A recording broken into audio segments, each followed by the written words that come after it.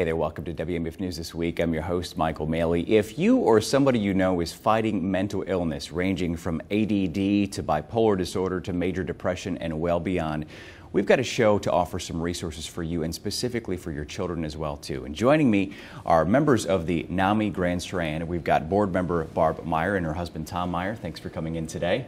Thanks for having us. Also happy to have Bill Hamilton, who's the NAMI Grand Strand president. Thanks for your time as well too. Thank you. Let's first kind of talk to everybody out there. Kids are back in school, parents are maybe dealing with homework issues. It could potentially be ADD, ADHD, it could be a number of other things, and people need to kind of realize there are amazing resources. And I want to talk about NAMI, of course, the National Alliance on Mental Illness, the Grand Strand region. I was talking with you, Barb, a little bit about that NAMI isn't new to the Grand Strand, been here 20 years, but you and your husband bring kind of a passion from the Illinois area. Talk a little bit about NAMI and then kind of how you got here and why we're talking about what you offer. Okay. Well, NAMI is a tri-level organization. National is in Arlington, Virginia. Then every state has a NAMI, so NAMI South Carolina is in Columbia, and then every state has affiliates, and that's what NAMI Grand Strand is an affiliate. And we provide education, advocacy, support, resources, and most of all, hope for people who, when a mental illness strikes, often they just don't know where to turn. And NAMI is a wonderful first place to turn. Absolutely, and you were explaining to me that you've got a child that's has been dealing with bipolar disorder. Yes. Is that accurate? Mm-hmm. So certainly your passion is from the heart and having and working with your child, and you did so in Illinois, and you got involved with NAMI in Illinois, Chicago area, or the Illinois area. Mm-hmm. When you came to the Grand Strand, of course, Bill Hamilton was here, but talk, if you can, about sort of bringing some ideas of maybe what did work in Illinois for people out there that are watching. Okay. Well, we took out an affiliate that was small and not well organized, and it took us a good 10 years to build it into a real powerhouse where we were offering our signature course, NAMI Family to Family, a free 12-week course for loved ones of adults with serious mental illness. We got that up to, I think, about 8 times a year. Wow. And prior to getting that organized, we were offering it maybe once a year. Mm-hmm. And we brought NAMI Basics, the fundamentals of caring for you, your family, and your child with mental illness. Everything changes. It's very different what you need to know for a child with a serious mental illness from what you need to know of an adult with mental illness. Everything changes when the child turns 18. Absolutely. And let's talk a little bit about, I'll stay on this, but I want to show people at home the 6-week course you're offering for free. Yes. For caregivers of children, 18 and younger. Right. There's a program for adults too we're going to talk about in January. First of all, let's look at this. Starting October 11th there on your screen is free 6-week course. This is for parents or caregivers of 18 and younger folks that are dealing with some type of mental illness. There's the information. We've got this at WMBFnews.com as well too. But the web, NAMIGS for grandstrand.org. There's the number you can call Barb. Not right now, please, but shortly after, 847-212-6463. And again, this is a 6-week program for anybody who thinks or knows that their child has been diagnosed with some type of mental illness. Yeah, we'll screen them when they call and help them determine if the class is appropriate. The child does not have to have a diagnosis. Sure. Just really seriously disturbing behavior. I've been doing this for over 12 years and I've gotten pretty good at helping a parent. And you know, it may be nothing. Yeah. The child may well grow out of whatever's going on. Wonderful. Yeah. Lucky you. But if, you know, why take the chance if you think this class could be of help to you? And the things that we offer are not readily available everywhere. In particular, we offer some skills. Most of these parents are very skillful parents. My hat is so off to them. This isn't about lacking parenting skills. It's about learning new things, because often when you're dealing with a child with a mental illness, intuitively may or may not work, and many of the standard parenting skills may or may not work. Right. A lot of the standard parenting skills, and I used to teach these classes when I was working on my master's in marriage and family therapy. Wonderful, you know, homework issues, bedtime problems, doing the chores, great, but not when you're dealing with a child with mental illness. Yeah. A lot of that is kind of carrot and stick and coercion, and it doesn't work with our kids. Our kids do well if they can. So we work with Ross Greene's collaborative problem-solving model, which his basic principle is kids do well if they can, and we have to help them by collaborating and teaching them new skills instead of just coercing them into doing something for a sticker. Absolutely, absolutely. I want to talk about the other resources briefly, and I've got some notes here. Just got off the phone not long ago with Murray Chesson at Waccamaw Mental Health Center, and he reminds me that certainly those are maybe some options along with NAMI, working with NAMI, as well as Shoreline Behavioral Health for alcohol and drug issues, and then of course there's a hospital in the area, the Lighthouse Care Center as well too, for people that are facing some issues. And put it in perspective, I guess, Bill Hamilton, kind of it's not really a hierarchy, but it's really a partnership with all these groups I just mentioned, right? Yes. I've received a number of calls over the time I've been president of the local affiliate from people who say, I've gotten your number off of the national website and so on. And I may end up listening for 20 minutes or some such as people express their concerns and their, well, anxiety. And so what I know Barb and Tom and everybody else in the group try to do is to refer them to places. And I usually refer them first to the Waccamaw Center because it's a component of the state of South Carolina mental health system. And as you say, the Lighthouse is literally within walking distance of the Waccamaw Center, but it's a private hospital, and that's not a value statement. I'm just saying, excuse me, that it is not part of the state system. But the main thing for me is to get people into some kind of care situation where they can be evaluated and start working with a treatment team and get on the road to recovery. So. And it's such a key process of the whole road to recovery is knowing where to get help, knowing where to start, and that's what we're trying to help you do today. We've got a lot more to talk about. We haven't heard from you yet, Tom. You've been very quiet. So we're going to talk to you about this mission really to help not only your own family, but well beyond. Want to show you again, this is the next event coming up, a 6-week course for parents, caregivers of those that are 18 and younger that may think that there's an issue going on at home. There's the information. Saturday, October 11th. Where are you going to be meeting at? I should put that on there too. We'll have people get a hold of you. But we're at First United Methodist Church in downtown Myrtle Beach. Okay, so First United Methodist Church, Thursday, October 11th, 6:30. But you'd like them to kind of pre-register with you. It's really important because there's limited space. I don't want to have somebody who really desperately needs the class miss out because somebody who maybe doesn't really need it took a seat. Absolutely. Okay, we're going to show you that information again as we return and much more on WMBF News This Week. Stay with us.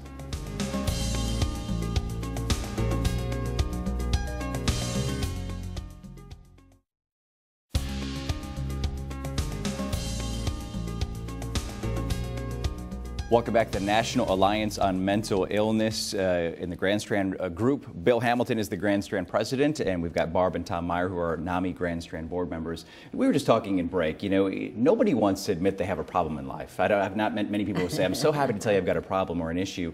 But this is really such a critical first step. And so many successful people in life, as you said, beat mental illness. We were naming off a couple of them. Yeah, Gandhi, Lincoln, Winston Churchill. It's the endless list. Absolutely. And these people, which are brilliant in some respects, have issues like probably we all do on other levels. So dealing with mental illness, you were saying a kind of a personal story in that your child, the teachers came to you and said, there's maybe something wrong with your child. And what was your reaction? I was completely devastated. I cried all the way home, decided that there was something wrong with the teacher, and promptly forgot about it for a number of years until it became more obvious. More of an issue. And you got into some kind of a program with your child at that point in Illinois. What was the first step that you kind of took once you acknowledged there was an issue, you and Tom together? It took us a while to acknowledge that there was an issue. We, as many parents do, we were in denial. We immediately went into denial. Which is perfectly normal. Yes. Protective. Yeah. You will accept it when you're ready. It's very scary. There's a lot of stigma associated with mental illness. Even though 1 out of 10 individuals deal with a serious mental illness in their lives, which is a very large number, not many people understand how prevalent it is. And one of the main things that NAMI did for us and will do for others is make you aware, help you become aware that you are not alone, that this is an enormous problem, and that there are resources out there. We talked about some of them earlier, and they are actually, you can actually avail yourselves of them. And also, one of the major things that our classes do is get you involved with other people who are in a similar situation. And the light comes on after 1 or 2 classes with our students that they realize that they are not in this alone, that there are other people dealing with the same kinds of issues. And that's, besides the material and the information, I mean, the students go home with a book this big full of resources and information. Yeah. But one of the major benefits is getting to know people who are in similar circumstances. And you always find out that there's always somebody who has it worse than you do. Absolutely. And the illness is discussed, and this is just a snapshot, but I think it's worth bringing up. Attention deficit disorder, or ADHD, major depression, bipolar disorder, conduct disorder, oppositional defiant disorder, which is, I hadn't heard of that one. I'll have you maybe talk about that a little bit more. Anxiety disorders, obsessive compulsive disorder, child schizophrenia as well, substance abuse disorders. So many disorders that really, when I hear most of these, it sounds very common. We've heard of these things. We've heard of people attempting to deal with these issues on many different levels. Again, if you're watching, if you're a parent, if you're a caregiver out there, October 11th, Thursday, is the 6-week course kickoff at First United Methodist Church. But they want you to call ahead and kind of get organized ahead. So we've got this at wmbfnews.com, but right now, if you can write down the number, there's the number 847-212-6463. It goes straight to Barb. She'll take your information, talk to you about maybe getting help for your adolescent, 18 and younger. And really, this is a great start, a free start. Doesn't cost you a thing to get some assistance. And then we don't want to neglect the adults as well, too. And there's a program you're going to be kicking off, a 12-week course, correct? Right. That's our signature course, NAMI Family to Family. And that is for loved ones of adults with serious mental illness. Great. And that's going to be coming up in January. So people can still call that number if they want to get information about that. Chapin Memorial Library in downtown Myrtle Beach has been wonderful to host us for 12 weeks, 2.5 hours. And then you also have a monthly, once a week, is it? Or sorry, once a month meeting? We have 2 monthly meetings. One we've had for a number of years, Bill, at Lakeside Baptist Church in North Myrtle Beach every 2nd Tuesday of the month. And we're starting in October, not September, but starting in October, our 2nd new one, because we're served such a long, you know, the Grand Strand's long, so it's really hard for somebody from Pawleys Island or wherever to come up to North Myrtle Beach. So we're just thrilled. Surfside United Methodist Church is going to be hosting our 2nd monthly meeting on the 4th Thursday of every month. And our first speaker is a therapist who's going to talk about cognitive behavioral therapy and evidence-based therapy. That's a really useful, anybody can learn it. You really can teach yourselves the wonderful form of therapy. Evidence-based merely means it has been proven by 2 independent researchers to have significant statistical results in work. And this might really be apropos as students are now kind of back in class, and maybe as they go into the next grade level, some of these signs of issues are surfacing. And so maybe teachers are maybe acknowledging that there might be an issue or something to think about. It doesn't mean to paint a broad brush that say if your child is struggling in class, that they're dealing with an illness, but there's a propensity there that might be needed to be brought up for sure. And Bill Hamilton, with your time with NAMI, What would you say is the biggest obstacle? Is it just kind of awareness? Is it that parents, like anybody, would be in denial? What do you think people watching out there need to overcome before they can get help for maybe themselves or their children? Well, it seems to me that whole sense of stigma, that would be a big barrier, and people tending to back away from individuals who have mental illness.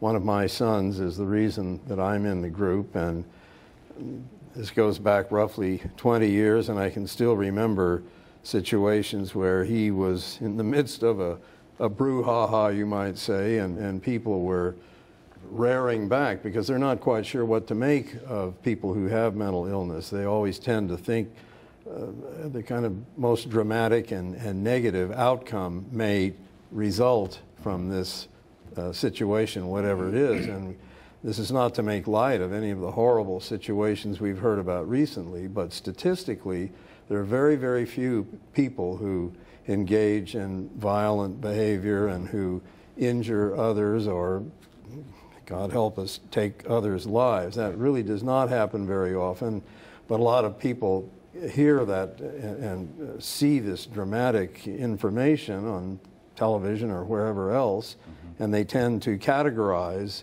and it's kind of tough to break through that. And if people start coming to the NAMI groups, you can share your experiences with others and realize, oh, I'm not alone, and yes, my child, my loved one's behavior stacks up with others in a similar manner, although, of course, as with everything else, everyone is an individual. It's different. Yeah, exactly. So, getting there is so critical.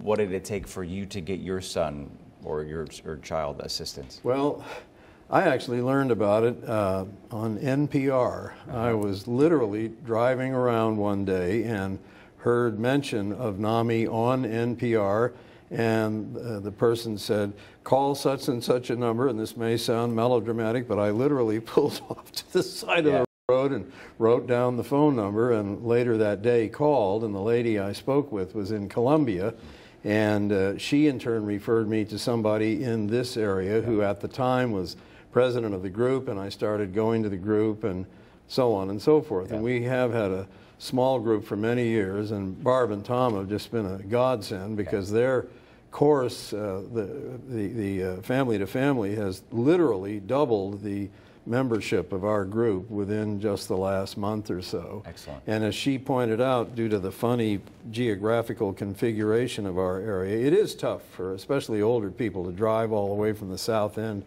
up north. And, you know, in Columbia, Charleston, Greenville, Spartanburg, people tend to go in toward the hub, so to speak. But here, you have to be willing to make a 40 or 50-mile drive one way. So the second meeting that's going to come up will be a big help, I think. Excellent. In my case, it was that radio broadcast, and that's how I got started. And that's made the difference for you in your life, for yes, sure. It really has. I want to show you again the next 6-week course for children that you need to call about and get information on before you just show up there. It's Saturday, October 11th is when it kicks off. So before then, please call. There's Barb's number, 847-212-6463. This is free services for you and your child, and then of course we're going to have this on our website, wmbfnews.com. A lot more about NAMI, about the overall assistance that's offered out there for you if you or your loved one is dealing with a mental illness. Stay with us on WMBF News This Week.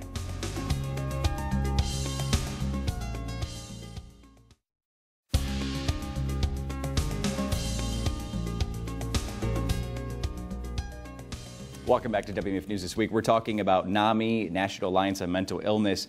As we get back into the school season, a lot of children, in fact, may be struggling. It may not be mental illness, but you, Barb, of course, and Tom and Bill Hamilton of NAMI Grand Strand, you'd like people at least to research, right? To research whether there might be a problem. It's better to know. Yeah, for sure. The grand scheme of things, and there are a number of resources here in the Grand Strand, Walkable Mental Health, the Lighthouse Hospital, but you all work together. And NAMI on the national level has about 200,000 members, Tom, you were saying? That's correct. It's an enormous and wonderful grassroots organization that grew literally from the grassroots up. Yeah. And is now a national in scope. It's really one of the major advocacy groups in the country. Yeah. with regard to any issue, but obviously especially mental illness. For sure. And then bringing it down to the Grand Strand chapter, which has been in existence for a number of years, around 20 years or so? Yes, about 20, maybe even a little bit more. I'm not sure how long it had existed at the time I became a member first, and this for me would have been at about 91, 92, around in there. And growing members here now day by day, and offering free programs like the 6-week course we told you about. We want to tell you again about how to get information on that. It's going to be kicking off October 11th. But parents, call the number or research by getting a hold of Barb, who's here right now. Don't call her right now, this second.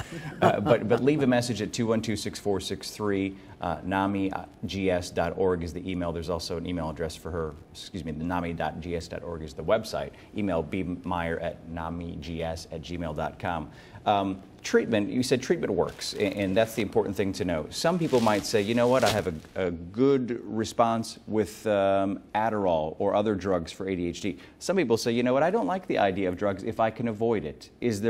Are there options within that gamut for both? You know, it's so hard for the parents of a child to have to make a decision whether or not to use medication. Mm-hmm. And that's why NAMI Basics is such an excellent course, because it's going to give them as much information as they can possibly get, because they are the ones who do make the final decision. I had gone to a Christian Science prep school. I had just finished a master's in marriage and family therapy when our child became ill. I wanted nothing to do with medication. I was going to therapize and fix the problem. But we learned over the years that there's wonderful treatment out there. It's never just medication alone. Hopefully you can do it without medication, and that's wonderful. But it's a combination of therapy. It's a very complicated puzzle with lots of pieces, but there's therapy, there's absolutely nutrition is critical, exercise, your social life is very important, and support and education and a loving group to be with. And that's where you all come in for sure. Bill, what's your perspective in the past 20 years or so on the idea of medication, no medication, a combination maybe? Well, I agree with what Barb was saying, that it is a combination of several pieces to the puzzle. But a lot of times you'll hear people say, oh, I don't want my child becoming a drugged up zombie or something like that. And yet I myself have, not with a child so much, because when my own son had this experience, he was not a little kid. Medication can make a huge difference. And one of the issues is the doctor can't look you over and say, okay, well, here, take 2 of these.